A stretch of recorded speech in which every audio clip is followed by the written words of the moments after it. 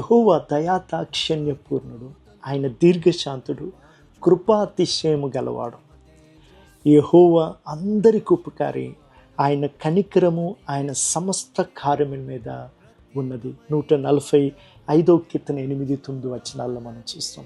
మన దేవుడు దయాదాక్షిణ్యపూర్ణుడు, దీర్ఘశాంతుడు, కృపాతిశయం గలవాడు.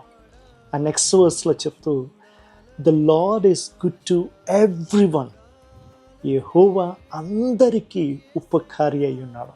మనందరము కూడా ఆయన మంచితనాన్ని, ఆయన ఏమై ఉన్నాడో మనందరూ అనుభవించినట్లు మనందరికీ కూడా ఆయన ఉపకారి అయి ఉన్నాడు.